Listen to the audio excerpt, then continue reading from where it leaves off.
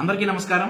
Telugu Desam party జాతీయ ప్రధాన కార్యదర్శి శ్రీ నారా లోకేష్ 4 నెలల క్రితం ప్రెస్ మీట్ లో ఓ మాట అన్నారు.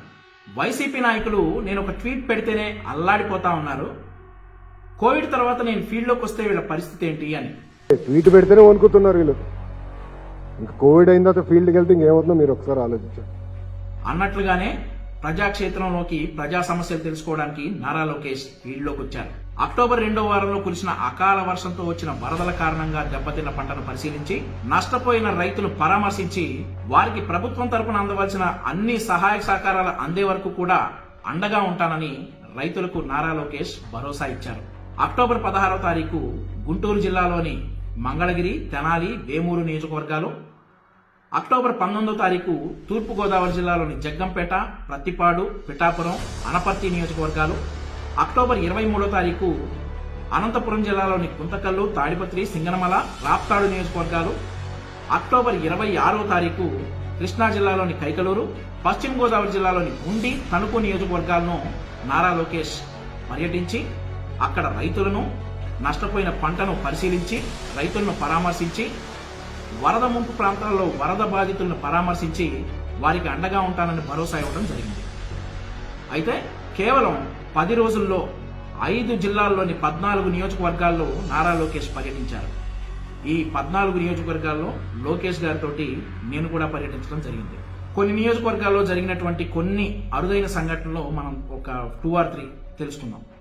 అక్టోబర్ 16వ తారీఖు గుంటూరు జిల్లాలోని 3 నియోజకవర్గాలు పర్యటించిన తర్వాత ప్రభుత్వం తరపున అనుకున్నట్లుగానే కొడాల నాని గారు రెస్పాండ్ అయ్యారు. కొడాల నాని గారు మాట్లాడతా, నారా లోకేష్ ఇప్పుడు వెళ్ళి ఏం చేస్తాడు, పంట పొలాల్లోకి వరద తగ్గకుండా ఏం చేస్తాడు, వరద ఉధృతి తగ్గిన తర్వాత అధికారులను పంపించి పంట నష్టం అంచనా వేసి వారికి అందవలసిన సహాయ సహకారాలు మా ప్రభుత్వం అందిస్తుంది అని చెప్పేసి కొడాల నాని గారు ఒక మాట అన్నారు. ఈ మాట గుర్తుపెట్టుకోండి, దీని తర్వాత మళ్ళీ మాట్లాడుకుందాం. ఏది మన పశ్చిమ గోదావరి జిల్లా ట్రిప్ అయిన తర్వాత ఏమన్నారో మళ్ళీ మాట్లాడుకుందాం. అయితే ఇంకొకటి, బాడీ షేమింగ్ కూడా చేశారు నారా లోకేష్ గారిని.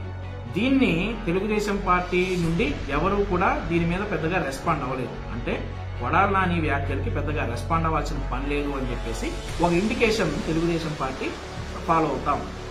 ఆఫ్టర్ దట్ అక్టోబర్ 19వ తారీఖు తూర్పు గోదావరి జిల్లా పర్యటనలో ఉండగా ఒక గ్రామంలో నడుము లోతు నీళ్లున్నాయి.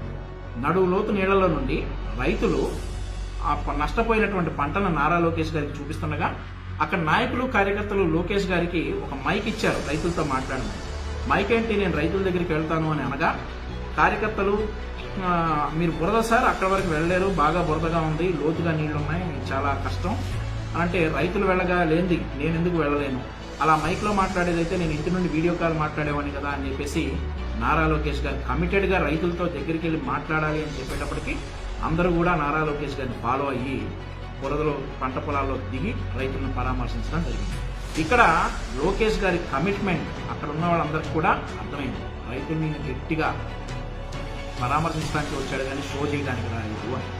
ఆఫ్టర్ దట్ అక్టోబర్ 20వ తారీఖు అయితే ఆ నైట్ మేము అరౌండ్ అక్టోబర్ 19వ తారీఖు తూర్పుగోదావరి జిల్లా పర్యటన ముగించుకొని అరౌండ్ 1కి మేము రిటర్న్ బ్యాక్ అమరావతి రావడం జరిగింది. నెక్స్ట్ డే మార్నింగ్ 5 కల్లా మళ్ళీ నెక్స్ట్ అక్టోబర్ 23వ తారీఖు రాప్తాడు, సింగనమల, గుంతకల్లు, తాడిపత్రి నియోజకవర్గాల్లో విశేషంగా భారీగా జనాలు రావడంతో వైఎస్ఆర్సీ మంత్రులు, ఎమ్మెల్యేలు ఆలోచనలో పడ్డారు.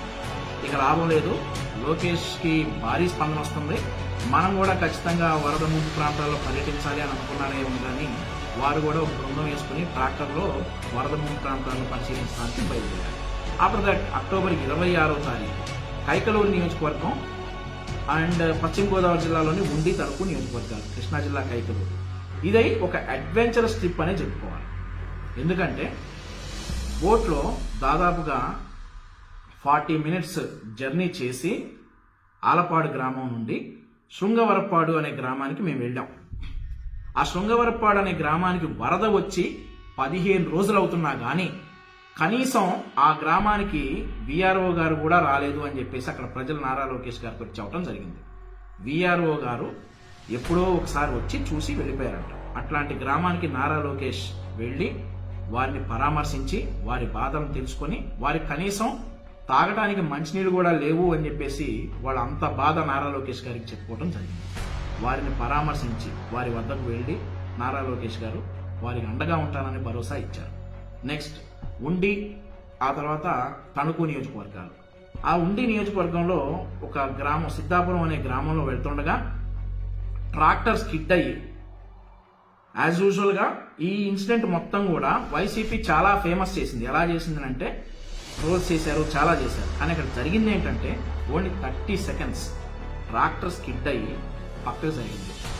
దాంతో ఇంకేముంది, నారా లోకేష్కి ట్రాక్టర్ నడపడం రాదు, ఇంకా రాష్ట్రాన్ని నడుపుతాడని పిచ్చి పిచ్చి కోతలు ఆయన విజయసాయి రెడ్డి గారు ట్విట్టర్లో ట్వీటర్ కానీ వారి సోషల్ మీడియా అంతా ఎత్తుకోవడం కానీ జరిగింది. అయితే ఇదంతా బాగానే ఉంది. 30 సెకండ్స్ ట్రాక్టర్ స్కిడ్ అయ్యి పక్కకెళ్ళిన కారణంగా నారా లోకేష్ గారి మీద ట్రాక్టర్ సరిగ్గా నడపనందుకు అండ్ కోవిడ్ నిబంధనలను ఉల్లంఘించినందుకు కేసు అంట. దీని గురించి తర్వాత మాట్లాడదాం. సో ఇలా ఈ రకంగా ఆ రోజు అక్టోబర్ 26వ తారీఖు తూర్పుగోదావరి జిల్లా పర్యటన జరిగింది. తూర్పుగోదావరి జిల్లా పర్యటన అయిపోయిన తర్వాత నైట్ అరౌండ్ 1:32కి అందరం మేము ఇంటికి రావడం జరిగింది. అక్కడ జరగాల్సిన కార్యక్రమం ముగించవలసింది 4:30కి అయితే విశేషంగా వచ్చినటువంటి జనాలందరినీ కూడా పరామర్శించి నారా లోకేష్ గారు ప్రతి చోట కూడా అందరినీ పేరు పేరున పలకరించి ఆ కార్యక్రమం ముగించడానికి మాకు నైట్ 11 అయింది. ఆ తర్వాత 3 hours అమరావతి రావడానికి 1. సో ఈ కార్యక్రమం ఇలా జరగగా అక్టోబర్ 26వ తారీఖు అయిపోయి ఈ రోజు మంత్రి గారు కొడాల నాని గారు మాట్లాడతా, వరద ఎప్పుడు వచ్చింది, 15 రోజుల క్రితం వచ్చింది, లోకేష్ ఇప్పుడే ఏం చేస్తాడు, ఇప్పుడు వెళ్ళేది అనే మాట మాట్లాడుతున్నాం. ఫస్ట్ రోజు వెళ్ళిన రోజేమో వరద తగ్గిన తర్వాత వెళ్ళాలి కానీ ఇప్పుడే వెళ్తారా అని సదరు మంత్రి గారు అంటాం. సరే, వరద ఉధృతి తగ్గిన తర్వాత ఎటు అటు బోట్లో వెళ్ళాలి, ఆ వరద ఉధృతితో వెళ్ళలేరనే కారణంగా దాన్ని ఒక వారం పోస్ట్ పోన్ చేసుకున్నారు. వరద ఎప్పుడు తగ్గింది, ఇప్పుడా వెళ్ళేది అని చెప్పేసి మంత్రి గారు 2 నాలుగల ధోరణి వ్యవహరించారు. అయితే ఒక విషయం ఏంటంటే కొడాల నాని గారి మాటలని మేము అసలు లెక్క చేయట్లేదు అనేది ఒక స్పష్టమైన ఇండికేషన్ అయిపోయింది. కొడాల నాని గారు ఏం మాట్లాడినా కానీ ఆయన విజ్ఞతకే వదిలేస్తా ఉన్నాం. That is okay, finish. ఆ తర్వాత ఇప్పుడు ఈ కేసు గురించి మాట్లాడుకుందాం. ఆ ట్రాక్టర్ స్కిడ్ అయినందుకు అండ్ ఆల్సో కోవిడ్ నిబంధనలను పాటించనందుకు లోకేష్ గారి మీద ఆకివీడు పోలీస్ స్టేషన్లో కేసు నమోదు చేశారు సదరు ఎస్ఐ గారు. అయితే ట్రాక్టర్ ర్యాలీలు పెట్టి, కరోనా పీక్ టైంలో ఉన్నప్పుడు ట్రాక్టర్ ర్యాలీలు పెట్టి కోవిడ్ స్ప్రెడ్ అవడానికి కారణమైన శ్రీకాళహస్తి ఎమ్మెల్యే బిఎం మధుసూదన్ రెడ్డి గారి మీద మాత్రం ఏ కేసు లేదు. అది సరే, అది కూడా అయిపోయింది. ఒక 3 or 4 months నుండి ఇన్సైడర్ ట్రేడింగ్లో నారా లోకేష్ గారు దొరికిపోయారు. ఆయన మీద కేసు బుక్ చేసేసి ఇంకేముంది, నారా లోకేష్ గారు అరెస్ట్ అయిపోతా ఉన్నారు అని చెప్పేసి వారు విపరీతంగా ట్రోల్స్ చేయడం జరిగింది ఈ వైసీపీ బ్యాచ్. ఆ తర్వాత ఇన్సైడర్ ట్రేడింగ్ అయిపోయింది, ఏం చేయలేకపోయారు.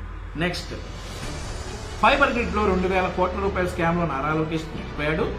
ఆయన ఇంకేముంది, లోపల వేసేస్తున్నారు, నారా లోకేష్ ఇది అయిపోయింది అనేసి ఇంకా ట్రోల్ చేయడం జరిగింది. అయిపోయింది. ఈ రెండిట్లో ఏమీ చేయలేక లిటరల్గా వైసీపీ భాషలో చెప్పుకోవాలి అంటే ఏమీ పీకలేక ఎలా వీరిని అడ్డుకోవాలి, నారా లోకేష్ ఒక ప్రపంచంలా ప్రజల్లోకి వెళ్ళిపోతా ఉన్నాడు, నారా లోకేష్ని ఎలా అడ్డుకోవాలి అని పిల్ల బుద్ధితో ఆలోచించి నారా లోకేష్ గారి మీద Covid case and also tractor సరిగ్గా నడపనందుకు కేసు బుక్ చేసి అరెస్ట్ చేయడానికి ప్రయత్నిస్తున్నారు. అయితే దీని మీద నారా లోకేష్ గారు కూడా అంతే ఘాటుగా స్పందించారు.